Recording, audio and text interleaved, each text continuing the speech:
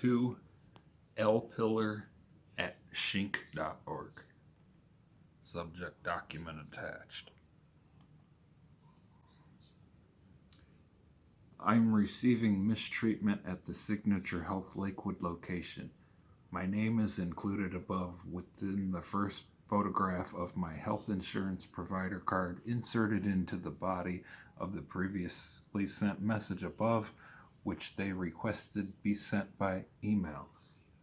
My request below, as well as a previous other request, which was provided to my, at the time, assigned case manager's provided email, has been neglected by way of physically inactive, then verbally inactive refusal.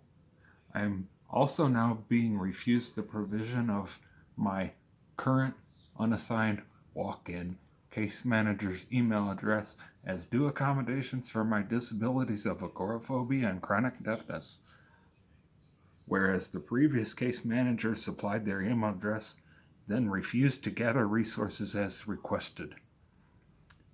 I also requested a transfer to another case manager to be assigned, which I was told would be processed, but wasn't.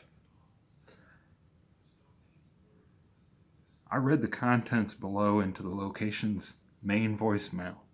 I was not given the option to dial any case manager's extension via the prompts due to it being after business hours. My request, below and precise, was completely disregarded. I demand affirmative action be taken regarding the article below.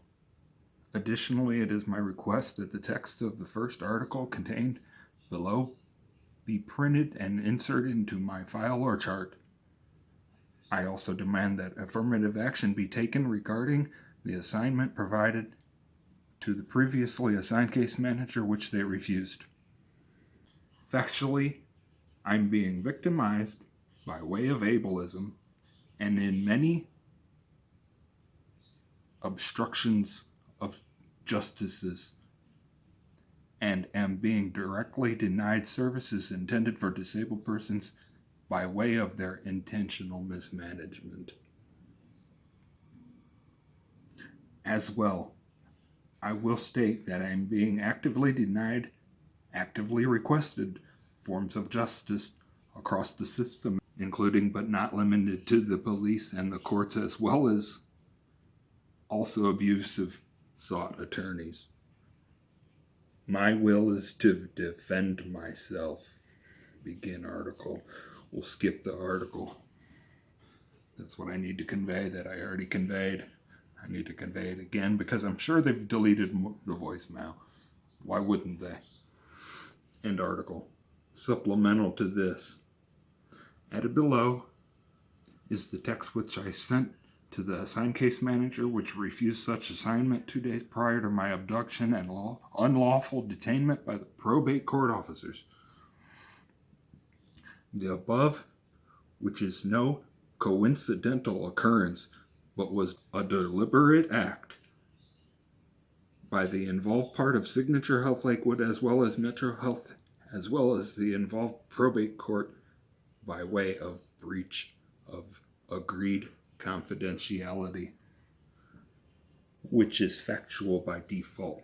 I was further grossly abused as well as misdiagnosed fictitiously and was on several other accounts mistreated maliciously by and in Metro Health Medical Services care.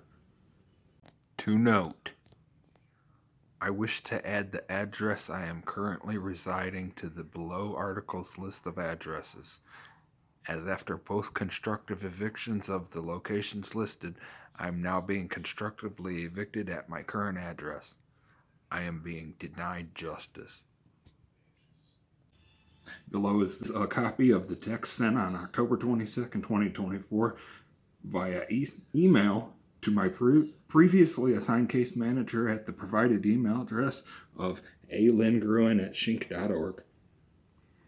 From name removed for documentation purposes. There it is. There's the email that I sent her after I asked her for the email address. And there's some